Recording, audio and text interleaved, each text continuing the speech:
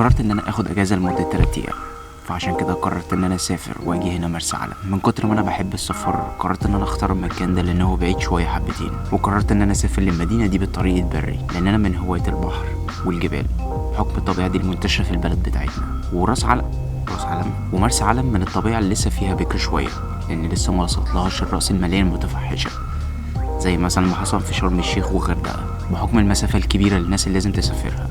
مش اي حد يقدر يجي ويتحمل المسافه دي بري، بس جوي ممكن، بس برضه لسه في مسافة لازم تتسافر عن طريق العربية لمدة ساعتين، مثلا ساعتين ونص على حسب الطريق بيبقى عامل ازاي. كنت متصور ان انا هاجي هنا واستمتع برياضة الغطس زي ما عملت قبل كده،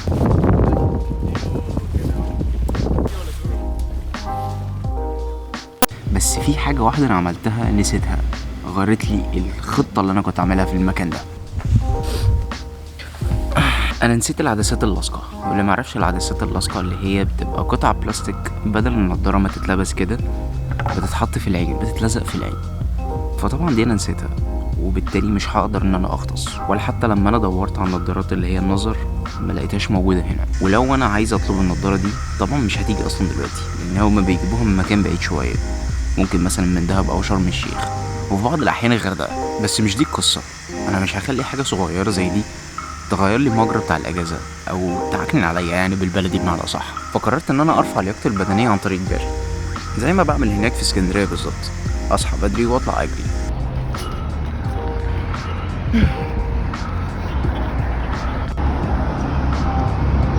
المنظر دلوقتي فاضية تماما،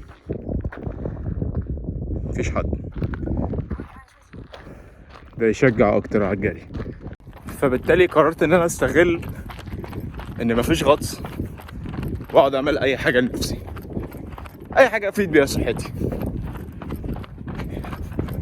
فانا مقرر ان انا اجري حوالي 7 أو 8 كيلو على حسب طبعا الجو، لو قلب ولا حاجة. فخلينا اشوف هروح فين بقى.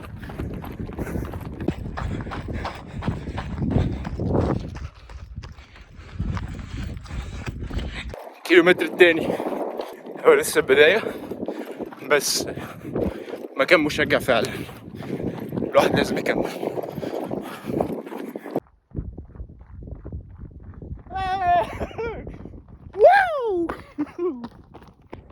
الكيلومتر الرابع، كيلومتر السادس تحفة في عز الشمس. هي الساعة 12 دلوقتي بس، ولا الواحد حاسس بيه. نكمل بقى ونرجع تاني. خلاص انا خلصت، يعني هي تقريبا كيلومتر 8 عملتها. بصراحة احساس ممتع، خاصة ان الدنيا اصلا فاضية والكلاب البلدي بتجري حوالين الواحد، بس انا ما لحقتش ان انا اصور عشان مش ألذ حاجة الوضع ده. بس ان الواحد يهتم بنفسه بصراحة في الاجازة زي كده بتبقى ممتازة. اعملوها مش هتخسروا حاجة، بالعكس هتلاقي نفسك ان انتوا بتستمتعوا اكتر بالاجازة. ف enjoy. بس فوجئت بصراحه ان هما جابوا هنا عجل. المكان هنا اللي مش عارف، المكان ده اسمه ريحانه جيست هاوس. المكان ده بصراحه تحفه، فظيع في حته الهدوء. مش المكان بس طبعا، يعني المدينه كلها. لما لقيتهم جايبين نوع كتير من العجل بصراحه ده شجعني، فقررت ان انا اخد العجل واطلع اسافر في البلد او الف حبتين شويه في البلد. في عجل هنا؟ في حد بيأجر عجل؟ ممكن النهارده كده، النهارده بالليل. ماشي. تسمح لي ان انا اصور ولا فيها مشاكل؟ صور.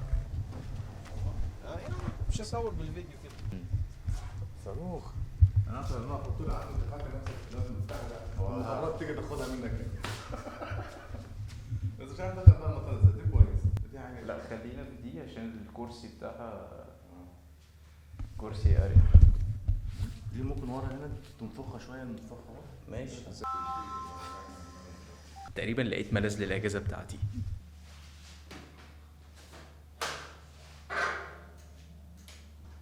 تمام. هاخدها النهارده بالليل. كده انا لقيت حل للملل اللي انا كنت هكون فيه. بصراحه انا ما كنتش متخيل ان انا ممكن كنت الاقي حاجه كده في الاول، لان الوضع هادي خالص.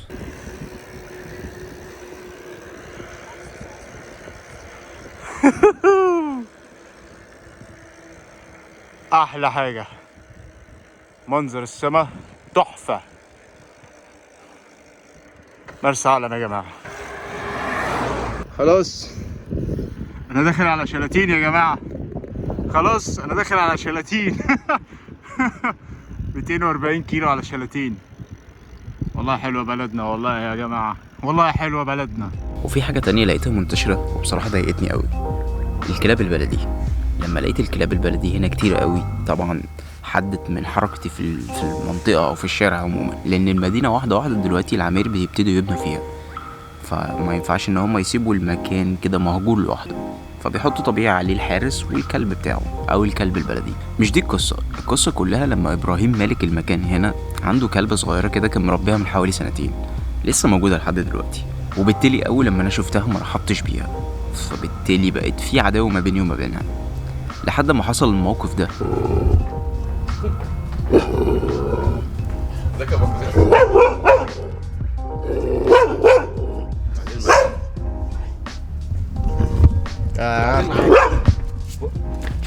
قلت لك لا تعمليش كده.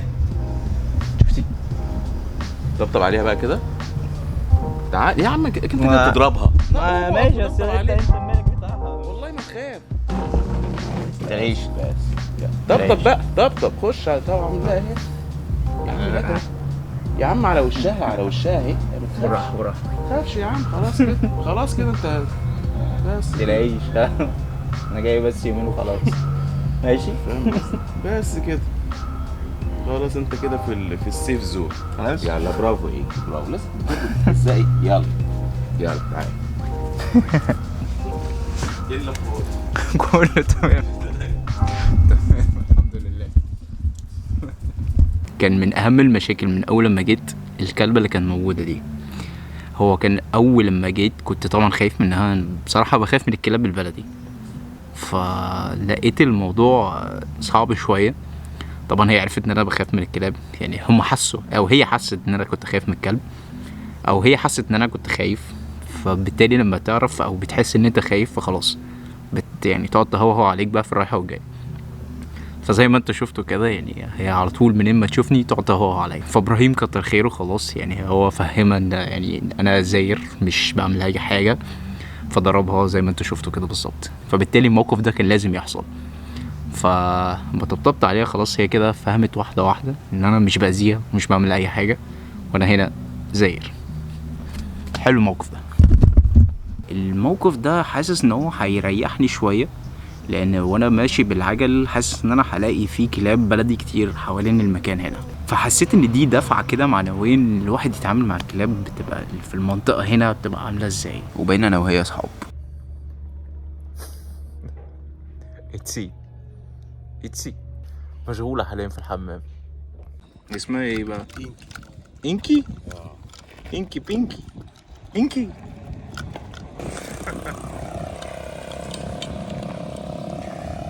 ده اللي انا بقول لكم عليه يا جماعة. الدنيا فاضية خالص، مفيش اي حد، انا وانكي. حطيت لها حتة العيش الصغيرة دي مرضتش تاكلها. يا انكي كلي.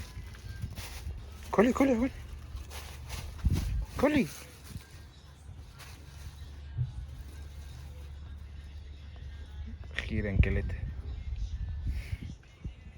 كمل اول.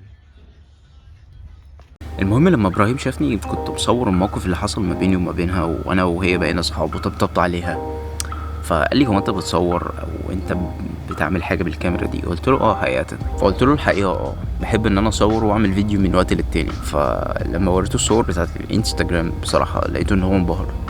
فقلت له انا بس بصراحه يعني في حاجه الوحيده اللي لسه ما عملتهاش، ان انا كنت عايز اصور ميلكي واي اللي هي بتبقى النجوم يعني في السماء، بس بتبقى بالليل شويه قوي، بتبقى ظاهره كده في مكان لما بيبقى كله ضلمه، مبقاش فيه عنصر تلوث الاضاءه. فالمهم انا وهو رحنا كده مكان اسمه شرم اللولي او شط اسمه شرم اللولي. بصراحه المكان كان جميل، ما كانش فيه حد تقريبا، يعني كنا كده الساعه 8:30 بالليل ولا الساعه 9 بالليل. فحاولت ان انا اصور النجوم على قد ما اقدر. طبعا انا لسه جديد في الموضوع ده، كده هوريكم الصور بتاعتها بتبقى عامله ازاي. فمره في التانية في التالتة طلعت من بعض من النجوم، مش 100 بس يعني كمحاولة أولى هي ممتازة بصراحة. بعد أنا وإبراهيم خلصنا التصوير بتاع النجوم أو الميلكي واي، رجعنا أنا وهو قعدنا ندردش في السياحة شوية. هو كان إبراهيم اشتغل من 87 في مجال السياحة. في صديقة جت تزور دلوقتي. اهلا اهلا. خير.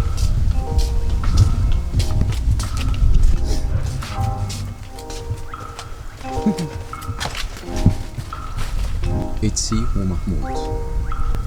طيب نرجع لمرجوعنا. محمود كده كان شغال 87 في مجال السياحة، وقعدنا نتكلم عن السياح، وذكر لي ان اكتر الناس اللي بتيجي في المكان ده هنا في مرسى علم هم الاسبان والبولنديين والالمان، التلاتة دول. وقد ايه التلاتة دول بيحبوا ونوع رابع كمان السويسريين. الانواع دي بتحب البحر، او النوع ده من السياح بيحب البحر بحكم ان الطبيعة كده لسه بكر وما اتلوثتش زي ما قلت قبل كده. وكان دايما نفسي ان انا اصور الشروق بتاع الشمس، فلحقت ان انا اصوره كده مرة واحدة. بس حصلت حاجة غريبة، يعني السحب نفسها يعني حاجة مش طبيعية. كان في جزء من السحب كان فيه برق، وده حاجة بصراحة انا استغربتها قوي. وبعد كده بعديها بحوالي نص ساعة لقيت من منظر السحب او السحابة نفسها اتغيرت، فلقيت ان الشمس طلعت منها. بصراحة كان الموقف او الصورة بتاعتها جميلة جدا. خليني اوريكم الفيديو ده. طيب والواحد قاعد كده يعني بيحضر، او يعني قلت اجهز ان انا عايز اصور منظر الغروب الشروق بالكاميرا. فكنت قاعد بس بظبط السيتنجز بتاعتها. فلحد دلوقتي يعني السحب لسه ما راحتش، لسه موجودة زي ما هي. الدنيا مش هوا، ما بتجريش السحب يعني بمعنى صح. خليني اوريكم السحابة.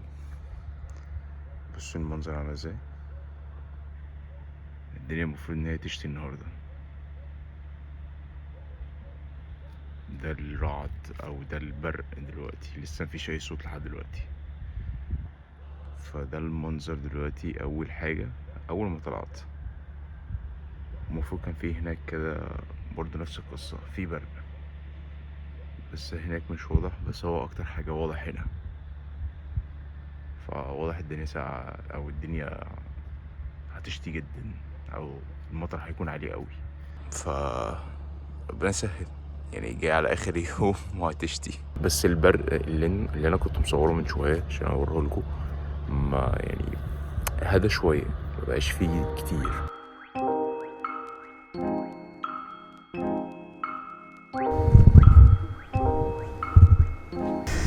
وده كان ملخص ال3 ايام اللي انا قعدتهم هنا. بصراحة المكان للناس اللي هي ما بتحبش الهدوء القاتل يعني ما انصحهاش ان هي تيجي هنا، ممكن تروح اماكن تانية. بس اللي عايز فعلا الهدوء القاتل مفيش اي حد حواليك تقريبا، يعني ارشح المكان ده جدا. بس المسافة صعبة شوية للناس اللي هتيجي على الطريق البري، فالمكان بصراحة ممتاز.